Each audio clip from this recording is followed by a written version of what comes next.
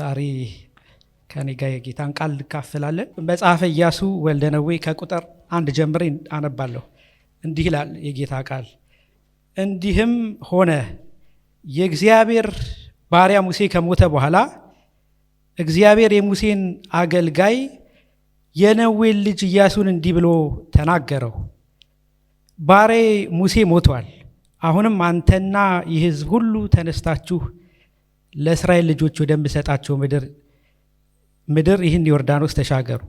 ለሙሴ እንደነገርኩት የእግራችሁ ጫማ የሚረግጠውን ቦታ ሁሉ ለእናንተ ሰጥቻለሁ። ከምድረ በዳው ከዚህም ከሊባኖስ ጀምሮ እስከ ታላቅ ወንዝ እስከ ኤፍራጥስ ድረስ የኬጢያውያን ምድር ሁሉ እስከ ፀሐይ መግቢያ እስከ ታላቁ ባህር ድረስ ዳርቻችሁ ይሆናል። በሕይወት ዕድሜ ሁሉ ማንም አይቋቋምህም። ከሙሴ ጋር እንደሆንኩ እንዲሁ ካንተ ጋር እሆናለሁ። አልጥልህም፣ አልተውህም። ለአባቶቻቸው ሰጣችኋለሁ ብዬ ማልሁላቸውን ምድር ለዚህ ሕዝብ ታወርሳለህና ጽና፣ አይዞህ። ነገር ግን ጽና፣ እጅግ በርታ። ባሪያዬ ሙሴ ያዘዘን ሕግ ሁሉ ጠብቅ አድርገውም። በምትሄድበት ሁሉ እንዲከናወንልህ ወደ ቀኝም ወደ ግራም አትበል። የዚህ ሕግ መጽሐፍ ከአፍህ አይለይ። ነገር ግን የተጻፈበትን ሁሉ ትጠብቅና ታደርግ ዘንድ በቀንም በሌሊትም አስበው። የዚያን ጊዜ መንገድህ ይቀናልሃል ይከናወንልሃልም። በምትሄድበትም ሁሉ አምላክህ እግዚአብሔር ካንተ ጋር ነውና ጽና፣ አይዞህ፣ አትፍራ፣ አትደንግጥ ብዬ አላዘዝኩህምን? የብሉይ ኪዳንን መጽሐፍ ስናጠና ወይም ስንካፈል አይደል በአዲስ ኪዳን መነጽር ካላየ ነው አንዳንዴ ለመፍታት አስቸጋሪ ይሆናል። ግን አንድ ነገር ጳውሎስ ለጢሞቴዎስ አለው አይደል፣ የእግዚአብሔር ሰው ፍጹምና ለበጎ ስራ የተዘጋጀ ይሆን ዘንድ የእግዚአብሔር መንፈስ ያለበት መጽሐፍ ሁሉ ለትምህርትና ለተግሳጽ በጽድቅም ደግሞ ላለው ምክር ምን ያደርጋል? ይጠቅማል። ስለዚህ የተጻፈው ሁሉ ለምናችን ተጻፈ? ለትምህርታችን ተጻፈ። አሁን እዚህ ላይ የምናነሳቸው ጠላቶች ኬጢያውያን ምናምን የሚባሉ አውያን ኢያቡሳውያን የሚባሉ ጠላቶች የሉንም አይደል? እኛ ያለን መንፈሳዊ ጠላት ነው። ስለዚህ እናንተ ጆሮአችሁ የተጠመቀ ስለሆነ ስለ ጠላት ሳወራ ስለ መንፈሳዊ ጠላት እንጂ ስለ ሆነ ስጋዊ አካል እያወራው እንዳልሆነ ይገባቸዋል። ይሄ መጽሐፍ ልክ ከመጀመሩ በፊት እንዲህም ሆነ ብሎ ነው የሚጀምረው አይደል? ከዛ በፊት የሆነ ታሪክ አለ፣ እሱን እናያለን። ብሉይ ኪዳን ብዙ ጊዜ እላችኋለሁ ጥላ ነው። አዲስ ኪዳን ደግሞ አካል ነው። ብሉይ ኪዳን የእግዚአብሔር ፕሮግራም ነው። አዲስ ኪዳን ደግሞ እግዚአብሔር ምን ያደረገበት ነው? ስራውን የገለጠበት አይደል? የሚታይ ነው። ጥላ አይደለም፣ የሚታይ ነው፣ አካል ነው። ስለዚህ እግዚአብሔር በብሉይ ኪዳን ሲሰራቸው የነበሩ ነገሮችን ሁሉ ለምንድን ነው የሚሰራው ከተባለ ልጁን ሊገልጥበት አይደል? በቃ የእግዚአብሔር አልቲሜት ግብ የእግዚአብሔር የመጨረሻ ግቡ ምንድን ነው ከተባለ በእያንዳንዱ ነገር ውስጥ ክርስቶስን መግለጥ ነው። ስለዚህ ኢያሱ መጽሐፍ ውስጥም ስናይ ስለ ኢየሱስ ምናያቸው ነገሮች አሉ። ይሄ ታሪኩ ራሱ የሽግግር ታሪክ ነው አይደል? ሙሴ ምዕራፍ 34 ዘዳግም ምዕራፍ 34 ላይ ይሞታል። ከዛ ይህን ጉዞ ደግሞ የሚቀጥለው ማን ነው ከተባለ ኢያሱ። አሁን ለጥቂት ደቂቃ ትንሽ ስለ ኢያሱ እንድታስቡ እፈልጋለሁ። ሙሴ የሚባል በጣም ትልቅ አገልጋይ አይደል? በእስራኤል መካከል ራሱ እግዚአብሔር ሲናገር እንደ ሙሴ ያለ ነቢይ የለም ያለለት፣ እስራኤልን ከግብፅ ባርነት ነፃ ወጣ። ከራሱ ምቾት ይልቅ ለእግዚአብሔር ሐሳብና ፍቃድ ያደረ ትልቅ ሰው ነው። አንድ ጊዜ ታስታውሱ እንደሆነ ዘሁልቁ ምዕራፍ 12 ላይ ይመስለኛል ሙሴ ኢትዮጵያዊቷን ባገባ ጊዜ አሮንና ማርያም ምን አደረጉ? አግሮመረሙ። እንዴ እግዚአብሔር ምን ሰው የለውም እንዴ? ከሙሴ በቀር ሌላ የሚናገርበት ሰው የለውም አሉ። ሙሴ ስለ ራሱ የሚከራከር አይነት ሰው አይደለም። ስለ ራሱ የሚቆም ሰው አይደለም። እኔ እንደዚህ ነኝ ብሎ አይመክትም። ከዛ ባግሮመረሙ ጊዜ እግዚአብሔር እንዲህ አለ፣ ሙሴ በጣም ምንድን ነው አለ? ትሁት ሰው ነው። ሙሴ ከኢየሱስ ኢየሱስን እናወጣውና በምድር ላይ ከኖሩ ሰዎች በትህትና ሙሴን የሚያክል የለም። ሰው አይደለም ምስክርነቱን የሰጠው፣ አገልጋይ አይደለም ስለ ሙሴ ትህትና የመሰከሩ፣ ራሱ እግዚአብሔር ወርዶ እንደ ሙሴ ያለ ትሁት ሰው የለም። ሙሴ በጣም ትሁት ነው።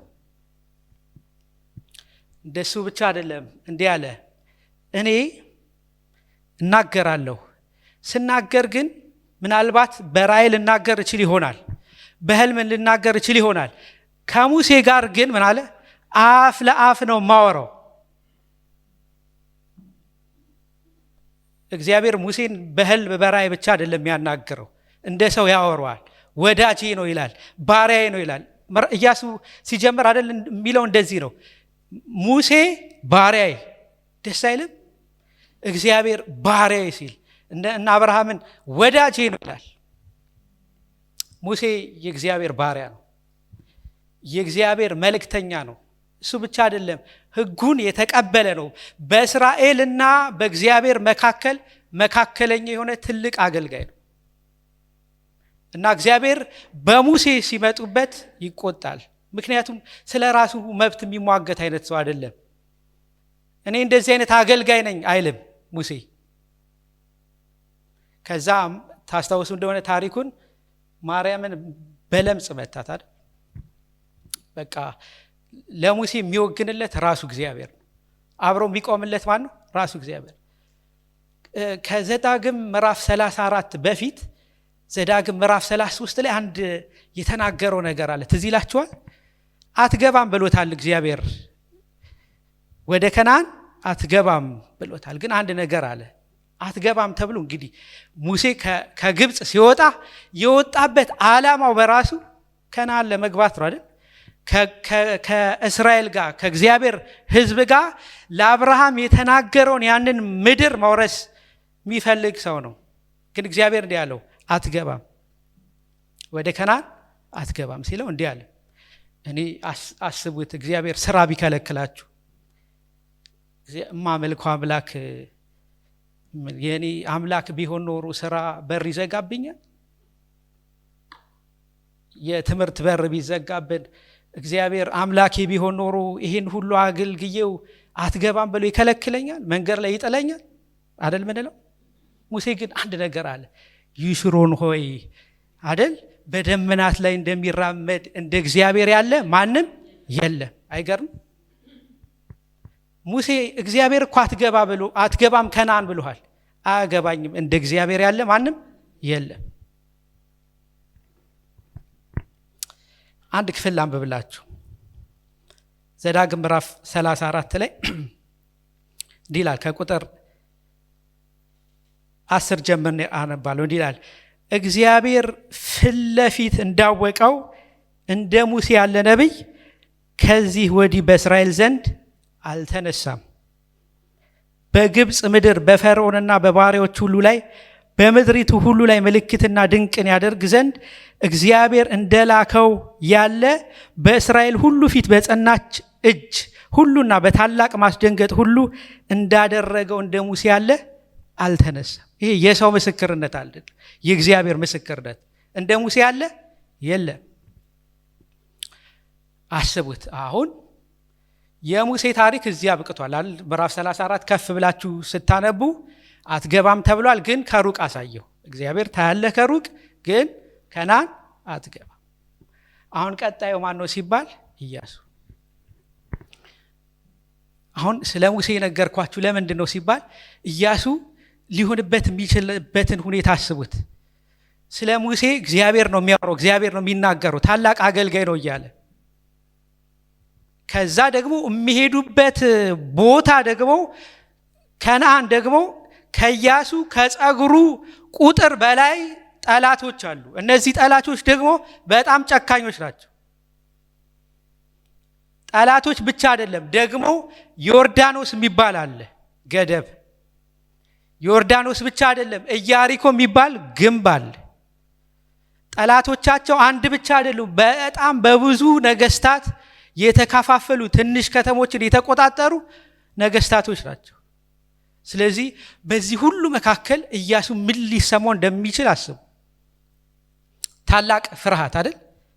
በጣም ከባድ ነው። ምክንያቱም በዚህ በኩል ከሱ በፊት ያገለገለው አገልጋይ በጣም ትልቅ አገልጋይ ነው። በዚህ በኩል ደግሞ የሚገባበት ቦታ እግዚአብሔር የሚልከው ቦታ ደግሞ በጣም ከባድ ነው። ምክንያቱም በጣም ብዙ ጠላቶች ነው ያሉት። እሱ ብቻ አይደለም፣ ህዝቡ ራሱ ደግሞ አይደለም ለኢያሱ ለሙሴ እንኳን የሚያስቸግር አንገተ ደንዳና ህዝብ ነው። እኔ አይደለም ያልኩት መጽሐፍ ነው ቢሏል። ኢያሱ በዚህ ሁሉ መካከል ያለው ግን በዚህ ሁሉ መካከል አንድ ብርቱ ድምፅ መጣ። አሜን። ዛሬ ስለሱ ነው ማወራችሁ። እንዲህም ሆነ የእግዚአብሔር ባሪያ ሙሴ ከሞተ በኋላ ወደ ሐሳብ ሄዳለሁ። ግን አንድ ሚስጥር ልንገራችሁና ወደሚቀጥለው ሐሳብ ልሂድ። ማን ሞተ ነው የሚለው? ሙሴ። ሙሴን ስታስቡ ምን ትይዙ ይላችኋል? ምን ትይዙ ይላችኋል? ህግ አይደል? በህግ ወደ እረፍት መግባት አይቻልም አይደል? ህግ አበቃ። መጽሐፍ ቅዱስ ሲናገር እንዲህ ይላል። ሮሜ ምዕራፍ 7 ቁጥር 12 ላይ ህጉ ቅዱስ ነው፣ ትእዛዚቱም ጻድቅትና በጎ ንጽሕት ናት። ከእግዚአብሔር ስለወጣ ህጉ ቅዱስ ነው፣ ጻድቅም ነው። ግን በህግ በኩል ወደ እረፍት መግባት አይቻልም። ዘዳግም ምዕራፍ 34 ላይ ስታነቡ ምን ይላል? የሙሴ አይኖች ምን አላሉ? አልፈዘዙም። ጉልበቱ ምን አላለም? አልደከምም። ይሄ ማለት ነው በቃ ህጉ ቅዱስ ነው። ሙሴ ሳይደክም ነው የሞተው። ግን በቃ የህግ ስራ እግዚአብሔር ስለ ሽግግር ስለሆነ እያወራ ያለው ምንድን ነው እየነገረን ያለው? በህጉ ወደ እረፍት መግባት አይቻልም። ሙሴ ብቻ አይደለም የሞቱ አይደል? ትዝ ይላችኋል። አሮንም ምን ብሏል? ሞቷል። አሮን የሚያሳየው ምንድን ነው? ክህነት አይደል? በካህናት በኩልም ወደ እረፍት መግባት አይቻልም። አሮን ብቻ አይደለም ደግሞ የሞተው። ሌላ ደግሞ ማን ሞቷል? ማርያም ምንድነች? ነብይት አይደለች? ስለዚህ በነብይ በኩል ወደ እረፍት መግባት አይቻልም። ኢያሱ ማን ነው የሚያሳየው ሲባል ኢየሱስ። ወደ እረፍቱ መግባት የሚቻለው በማን በኩል ነው? በኢየሱስ በኩል። እውነተኛው ኢያሱ ክርስቶስ ነው። ኢያሱ ምዕራፍ 13 ዘኍልቍ ምዕራፍ 13 ላይ ቁጥር 16 ላይ አውሴ ነበር ስሙ አይደል? አውሴ ማለት ደህንነት፣ ድነት ማለት ነው ትርጉሙ። ከዛ አባትህ እንዲህ አላለው ማደራ አባትህ እኔ ነኝ ያልኩት። ወልደ ነዌ ያወጡልህ ስም አሪፍ ነው ኢያሱ። ስምህ አውሴ ጥሩ ነው፣ ደህንነት ማለት ነው ጥሩ ነው። ግን ማን እንደሚያድን ግልጽ አይደለም አለና ማን አለው? ኢያሱ። ኢያሱ ማለት ምን ማለት ነው? ጌታ ያድናል፣ እግዚአብሔር ያድናል። ጌታ ይባረክ። አሜን። ኢየሱስ ብቻ ነው የሚያድነው። አያችሁ፣ እግዚአብሔር ድንገት አይደለም በቃ የኢየሱስን ፕሮግራም የጀመረው። ከፍጥረት ጀምሮ እግዚአብሔር መሳልና መስራት የሚፈልግ ማን ነው ሲባል ክርስቶስ። ሙሴ ከግብፅ ባርነት ነፃ ሲያወጣቸው ስለ ሙሴ ሊነግረን ፈልጎ አይደለም። እግዚአብሔር ጥላ ነው እሱ። ማንን ነው የሚያሳየው ሲባል ኢየሱስ ከኃጢአት ባርነት ነፃ ያወጣል። ከኃጢአት ባርነት ነፃ ማውጣት ብቻ አይደለም፣ ወደ እረፍቱ የሚያስገባን ማን ነው? ኢየሱስ። ጌታ ይባረክ። እስካሁን ወደ መልእክቴ አልገባሁም፣ ግን ጥቂት ነገር ነግሬያችሁ እንጸልያለን። 3 ሀሳቦችን እግዚአብሔር ያስተማረኝን ከዚህ ሀሳብ ላይ ነግራቸዋል አይደል? ጽና፣ አትፍራ ምናምን እያለ እግዚአብሔር ኢያሱን እንደውም ጥያቄም ጭምር አላልኩህም ምን? ምክንያቱም ሁኔታው ያስፈራል አይደል? በጣም ከባድ ነው እንደነገርኳቸው። አንድ ነገር ግን ተናገረው። አንድ ብርቱ ድምፅ መጣለት። ሙሴ ምን ብሏል? ሞቷል። ሙሴ ቢሞት የእግዚአብሔር ዓላማ ምን አይልም? አይቆምም። የእግዚአብሔር ዓላማ አይቋረጥም። ስለዚህ ምን እያለው ነው ለኢያሱ? ልክ ነው ሙሴ ሞቷል፣ እኔ ግን ምን አለኝ? ዓላማ አለኝ። ቁጥር 1 እና 2 ላይ ደግም ያነቧል። እንዲህም ሆነ እግዚአብሔር ባሪያ ሙሴ ከሞተ በኋላ እግዚአብሔር የሙሴን አገልጋይ የነዌ ልጅ ኢያሱን እንዲህ ብሎ ተናገረው፣ ባሪያዬ ሙሴ ሞቷል። አሁንም ለአንተና ይህ ሕዝብ ሁሉ ተነስታችሁ ለእስራኤል ልጆች ወደምሰጣቸው ምድር ዮርዳኖስን ምን በሉ ተሻገሩ። ይሄ ኪዳን የጀመረው ይሄ ሀሳብ የጀመረው መቼ ነው ሲባል ለአብርሃም ነው። እግዚአብሔር ቃል የገባለት ለአንተና ለዘርህ ይህን ምን አድርጋለሁ ባርካለሁ፣ ምድር እሰጥሃለሁ ብሎታል። ስለዚህ እግዚአብሔር ልክ አብርሃም ሲሞት ሀሳቡን አይቀይርም። ያዕቆብ ሲያልፍ ሀሳቡን አይቀይርም። ይስሐቅ ሲያልፍ ሀሳቡን አይቀይርም። ሙሴ ሲያልፍ ሀሳቡን አይቀይርም። ስቲል ምን አለኝ? ዓላማ አለኝ። ይህ ዓላማ ምንድን ነው ሲባል ምድር ምን አደርግሃለሁ? እሰጥሃለሁ። ስለዚህ በዓላማ ጽና። ሙሴ ሞቷል፣ ፍርሃት አይግባ፣ አትፍራ፣ አትደንግጥ። እኔ በህይወትህ ምን አለኝ? ዓላማ አለኝ። አንዳንዴ አስባችሁ ታውቃላችሁ? በቃ ወደዚህ የመጣችሁበትን መንገድ አንዳንዴ ያለ ፕሮግራም ይመስለናል አይደል? እንደዚህ ቢባል ነገር የለም። እግዚአብሔር በህይወታችን ምን ስላለው ነው? ዓላማ ስላለው። አንዳንዴ ላይመስል ይችላል። አሁን ለኢያሱ እንደነገርኳችሁ ምንድን ነው የሚመስለው? ልክ ነው፣ ከሙሴ ጋር እየሄደ አገልግሏል። የሙሴ ረዳት ነበር ኢያሱ።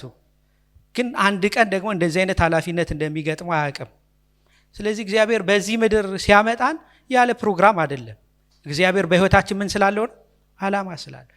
እግዚአብሔር በህይወትህ ዓላማ አለው። ለአብርሃም የተናገርኩትን ምድር ምን አደርጋለሁ? ትወርሳላችሁ።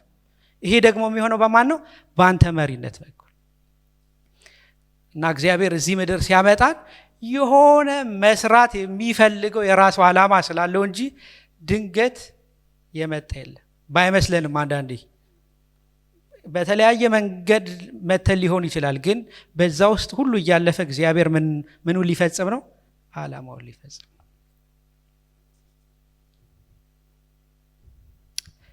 ሁለተኛ እኔ እመራሃለሁ። አንተ ዓላማ አለ ስልህ እንዴት እሄዳለሁ ብለህ አስበህ ሊሆን ይችላል። ግን መሪው ማን ነው? እኔ ነኝ። እኔ ነኝ የምመራህ። እግዚአብሔር መሪ ባይሆን ከባድ ነው አይደል? ግን ወደ ከነዓን እንድትገቡ መንገዱን ማሳያችሁ፣ ምመራችሁ፣ አቅጣጫ ማሳያችሁ ማን ነው? እኔ ነኝ። እኔ እመራሃለሁ። አንድ ክፍል ብናነብ ደስ ይለኛል። ይኸውላችሁ ልክ በኢያሱ መጽሐፍ ውስጥ እግዚአብሔር እየመራቸው፣ እግዚአብሔር አቅጣጫ እየሰጣቸው፣ እየቀደመላቸው ምናምን ሲሄዱ ህጉን እየጠበቁ ነው አይደል? የዚህ ህግ መጽሐፍ ከአፍ ምን ብሎታል? አይለይ። ይሄ የህግ መጽሐፍ ከአፍ ካልተለየ መሪው ማን ነው? እኔ ነኝ። ስለዚህ ከዛ ከወጣ ግን በማን ነው የምትመራው? በራስ መንገድ። ትዝ ይላችኋል ምዕራፍ 7 ላይ እግዚአብሔር አጥፉ፣ እርም የሆነውን ሁሉ አጥፉ፣ በጠላቶቻችሁ ስር የተያዙትን ነገር ሁሉ አውድሙ፣ አጥፉ ብሏቸዋል። ምዕራፍ 7 ላይ አካን የተባለ ሰው አስታወሳችሁት? ምን አደረገ? ሲያይ የሆነ ካባና ወርቅ ነገር አማረውና እቺ ነገርማ ብሎ ኋላ ኪሱ ከተታት። ከዛ ድል ተደረጉ እና ኢያሱ እንዴት እግዚአብሔር ወይ ምናምን አለ። እመራችኋለሁ ብለህ አልነበር እንዴ? ድል እሰጣችኋለሁ ብለህ አልነበር እንዴ? እንዴት ተሸነፍን? ከዛ አይ ራሳችሁን ይዩ ሲባል ከዛ ሲፈተሽ ኢያሱ እያመጣ ሲያናንስስ ምንድነው ሲባል አይ ወርቋንና ካባዋን ምን አድርጌያለሁ አለ? ወስጃለሁ አለ። አያችሁ፣ በእግዚአብሔር ምሪት ውስጥ ሲሆኑ ድል ያደርጋሉ። ከእግዚአብሔር ምሪት ሲወጡ አንድ ያሬዲ ስለ ኪዳን ሲያስተምር የጋይን ሰዎች አይደል ድል አደረጓቸው እኮ። ከእግዚአብሔር ፍቃድ ሲወጡ፣ ከእግዚአብሔር ሐሳብ፣ ከእግዚአብሔር ምሪት ሲወጡ ይሸነፋሉ። እግዚአብሔር ግን ቃል የገባላቸው ነገር ምንድን ነው? የምትረግጡትን ምድር ሁሉ ምን አደርጋችኋለሁ? እሰጣችኋለሁ፣ አወርሳችኋለሁ። መሪው እግዚአብሔር ነው። የሚመራው እግዚአብሔር ነው። አቅጣጫ የሚያሳየው ማን ነው? እግዚአብሔር ነው። ግን አንድ ነገር ተሰጥቶታል። የዚህ ሕግ መጽሐፍ ከአፍህ አይል። በራሴ እችላለሁ ያልክ ጊዜ ነው እዛ ክፍል ላይ ኢንፋክት እግዚአብሔር ሲጠይቃቸው አካን አላለም አይደል? እስራኤል በድሎኛል። በነገራችን ላይ መንፈሳዊ ነገር እንዲህ ነው። በእኔ በደል እናንተም ትያዛላችሁ አይደል? አንዳንድ ጉባኤያችን ይያዛል አይደል? በአንድ ሰው ድካም ማለት ነው። ምክንያቱም መንፈሳዊ ነገር ላይ በተናጠል ቢባል የለ። ልክ የኢያሱ መጽሐፍ ልክ የብሉይ ኪዳኑ ኤፌሶን በሉት። በቃ በክርስቶስ ተባርኳችኋል። ከዛ ደግሞ ምን ታደርጋላችሁ? እናንተ ደግሞ እንደሚገባ ምን አድርጉ? ተመላለሱ። ሶስተኛ እኔ ካንተ ጋር ነኝ። ብቻህን አይደለህም። ይኸውላችሁ እግዚአብሔር ካልተዋጋ ማሸነፍ አይቻልም። እግዚአብሔርን ተከራክሮ የሚያሸንፍ ማንም የለም። እግዚአብሔርን ሞግቶ የሚረታ ማንም እግዚአብሔር ሊረታ አይችልም። ግን ምን ሲያደርግ? እግዚአብሔር ከኛ ጋር ሲሆን እና ኢያሱን እንዲህ አለው፣ ከሙሴ ጋር እንደነበርኩ ካንተ ጋር እሆናለሁ። የስኬትህ ሚስጥር እኔ ነኝ። ሌላ ነገር አይኖርህ። ሌላ አካል ላይ አትመካ። እኔን ብቻ ምን ያርግ? ያዝ። ለዚህ ነው ምዕራፍ 1 ላይ ወረድ ብላችሁ ስታነቡ እግዚአብሔር አንድ ነገር አለው። እግዚአብሔር ከሙሴ ጋር እንደነበረ ካንተ ጋር ከሆነ ምን እናደርጋለን? እንሰማሃለን፣ እንታዘዝ። ብቻ እግዚአብሔር ካንተ ጋር ይሁን። በቃ ሰልፍ ለምዶ ኢያሱ ትዝ ይላችኋል። የሆነ እንትን እንኳን ሲገጥመው ሰው ነገር ይላል። ሰው ተገለጠለት ይላል። በኋላ ወረድ ብሎ የእግዚአብሔር ሰራዊት ይለዋል።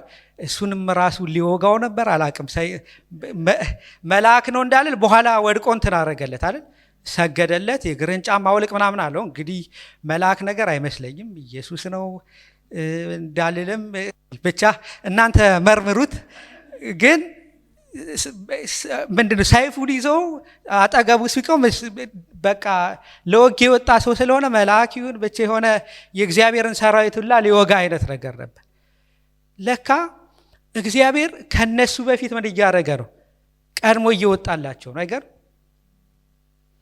ራብ እኮ እንዲህ አለች ምዕራፍ 2 ላይ አይደል? ኢያሱ ልክ 2 ሰዎችን ሊሰልሉ ሲልካቸው ምን አለች? በቃ እግዚአብሔር ከእናንተ ጋር እንደሆነ አውቀናል። ልባችን ምን ብሏል?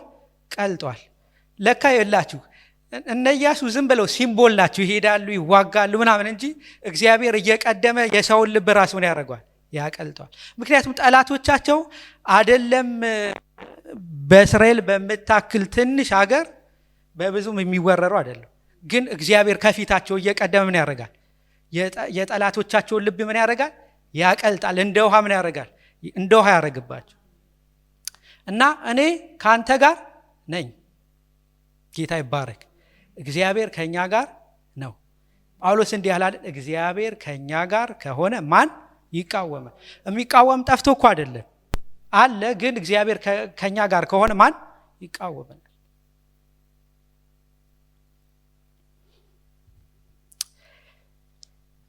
ስለዚህ ኢያሱን መጽሐፍ ስናነብ ምንድነው ስለ እግዚአብሔር የምንማረው ነገር?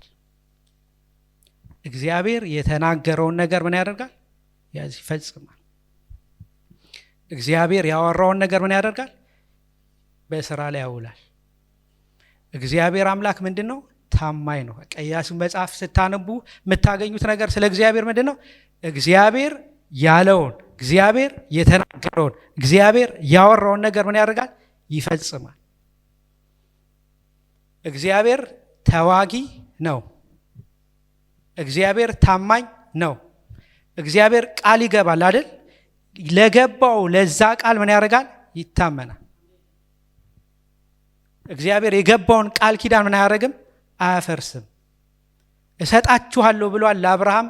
ይኸው በገቡበት ምድር ሁሉ እግዚአብሔር ምን አደረጋቸው? አሳልፎ ሰጣቸው። የኢያሱን መጽሐፍ ስናነብ ይሄን ነው የምናገኘው። በቃ እግዚአብሔር የአፉን ቃል ይፈጽማል። ክብር ለጌታ ይሁን።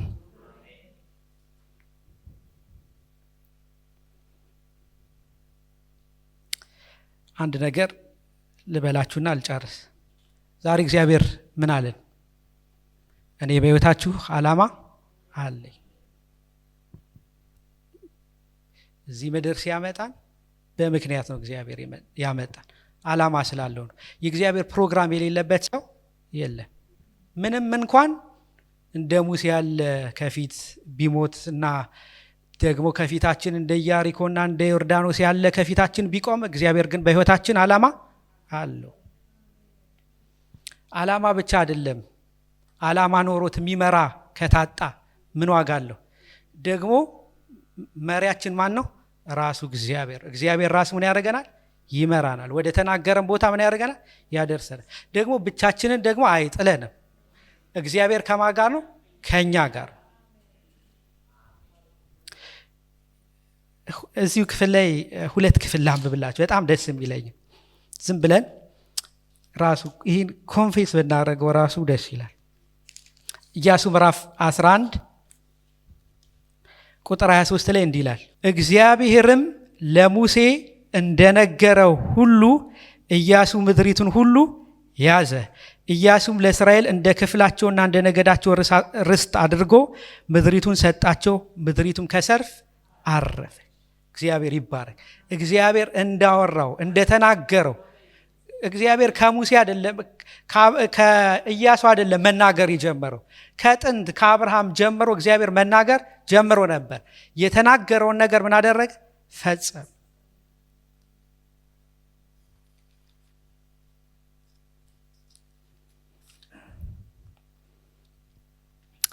ይህ የምታውቁት ጥቅስ ነው። ኢያሱ ምዕራፍ 21 ቁጥር 30 ከ43 ጀምሮ አነባለሁ። እንዲህ ይላል፣ እግዚአብሔርም ይሰጣቸው ዘንድ ለአባቶቻቸው የማለላቸውን ምድር ሁሉ ለእስራኤል ምን አረገ? ሰጠ። ወረሷትም፣ ተቀመጡባትም። እግዚአብሔርም ለአባቶቻቸው እንደማለላቸው በዙሪያቸው ካሉት አሳረፈቸው። ከጠላቶቻቸውም ሁሉ ይቋቋማቸው ዘንድ ማንም ሰው አልቻለም። እግዚአብሔር ጠላቶቻቸውን ሁሉ በእጃቸው አሳልፎ ሰጣቸው። እግዚአብሔር ለእስራኤል ቤት ከተናገረው መልካም ነገር ሁሉ ተፈጸመ እንጂ ምንም አልቅ። እግዚአብሔር የተናገረው ይሆናል። ሁኔታው ባይመስልም፣ ነገሩ ባይመስልም፣ እግዚአብሔር የተናገረው ምን ይሆናል? ይፈጸማል። ምን ሳይቀር፣ ምንም ሳይቀር። እግዚአብሔር ይባረክ። ይህን ብያችሁ ልጨርስ። እኔ መጽሐፍ አንብበን ኢየሱስን ካላየን ድካም። መጽሐፍ ሁሉ ስለማን ያወራሉ? እግዚአብሔር ይባረክ አይደል? መጽሐፍ ሁሉ ስለ እኔ ይናገራሉ አላለም ኢየሱስ? ይኸውላችሁ ኢያሱ ምንድን ነው የሚያወርሰው? ምድር። ምን እያረገ? ሰው እየገደለ አይደል? ለዛ ነው ደግሞ የሚወርሱት ምድር ምን ላይ ነው? ጊዜያዊ አይደል? ለጊዜው የሚኖሩበትን ምድር ነው የሚወርሱት። አለ ደግሞ የኔ ጌታ ሃሌሉያ፣ እየሞተ የሚያወርስ ገሎ አይደለም፣ ሞቶ ምን ያደርጋል? ርስት የሚሰጥ። አያችሁ ምን ያህል የከበረ ኪዳን ውስጥ እንደገባን፣ ምን ያህል ብልጫ ያለው ኪዳን ውስጥ እንደገባን። አሁን ገለን አይደለም ምን ወርሰው፣ አሁን ሞቶ ሰማይ ያወርሰናል። ስለዚህ የኢያሱን መጽሐፍ ስታጠኑ ስለ ኢየሱስ የምትማሩት ነገር ምንድን ነው ቢባል፣ የደህንነታችን መሪ ማን ነው? ኢየሱስ። ደግሞ ረፍታችን ማን ነው ቢባል፣ ኢየሱስ። ለዚህ ነው ዕብራውያን ጻፊ ሲናገር ኢያሱ አሳርፏቸው ቢሆን ኖሮ አይደል? በቃ አላረፉም እንዴ? አርፈዋል እኮ ግን ኖሮ አስባሉ። አይገርም? ለምን ሲባል የበለጠ ረፍት። የበለጠው ረፍት ማን ነው ሲባል ኢየሱስ። ክብር ለጌታ ይሁን። ዝም ይሄ ጭማሪ ነው። እሺ ካወራሁት ለቲፕ ነው ዛሬ ምርቃት። በጣም የተማርኩት ነገር ምንድን ነው ታውቃላችሁ? አይገርም? ከኢያሱ በኋላ ምንድን ነው የመጣው? መሳፍንት። መሳፍንት ምንድን ናቸው? መስፍኖች አይደል? አንዳንድ ችላ ያሏቸው አይደል? ሳያጠፏቸው እግዚአብሔር አጥፏቸው እያለ ምናምን ሳያጠፏቸው የተዋቸው በኋላ ጠላቶች ሆኑ ተነሱባቸው አይደል? እግዚአብሔር እንደ ሙሴ ያደርገን። አሜን። ቀጣይ ትውልድ የሚያስነሳ ለትውልድ የሚያስብ እግዚአብሔር እየረዳ ነው አይደል? አሁን እንደ ቤተ ክርስቲያንም ትውልድ ላይ እየሰራ የፈለገ ይወላችሁ ተዋጊ ሰልፈኛ ጄኔራል ምናምን ብትሆኑ በዘመናችሁ አሪፍ አገለገላችሁ ብትባሉ ግን ትውልድ ካልቀጠለ በቃ ከንቱ ነው አይደል? ሙሴ እጁን እየጫነ በእርግጥ እግዚአብሔር ነው የለየው ኢያሱንም፣ ግን በቃ ይጸልይለታል። ወደ ተራራ ይሄድ ነበር እኮ አይደል? ከሙሴ በኋላ ማን ነበር? ኢያሱ። ኢያሱ ከሞተ በኋላ ግን ነበሩ እኮ አባቶች ምናምን አይደል? ልክ መሳፍንት መግቢያ ላይ ምን እንደሚል ታውቃላችሁ? ጠላቶቻቸው ምን አረጉ? መጡ፣ አስጨነቋቸው፣ እግዚአብሔር ማለት ጀመሩ። ከዛ አንዳንድ እግዚአብሔር ቢሰራብን በደግነቱ ነው። እውነት ለመነጋገር እንደተሰጠ ነው እግዚአብሔር እንደምናገለግለው አይደለም። ደግ ስለሆነ ይሰራብናል፣ ቸር ስለሆነ ይሰራብናል። በጣም ብዙ ስለተጋን አይደለም፣ ግን በቃ እግዚአብሔር መልካም ስለሆነ ይሰራል እንጂ ከዛ ያው አንዳንዴ እንደ መስፍኖች ዝም ብሎ እያገለገልን ከስራ ጋር አብረን እያገለገለ ምናምን እግዚአብሔር ሲሰራብን አሪፍ ስለሆነ ስለተሰጠን አይደለም፣ እግዚአብሔር ደግ ስለሆነ እና እንደ ሙሴ አይደል ትውልድ የምናስነሳ፣ እንደ ኢያሱ ደግሞ ተዋግተን አሪፍ አገልግለን ትውልድ ደግሞ የማይድንብን ትውልድ ደግሞ የማይቀጥልብን እንዳንሆን እግዚአብሔር ይርዳል። ክብር ሁሉ ለጌታ ይሁን። ኢየሱስ ጌታ ነው።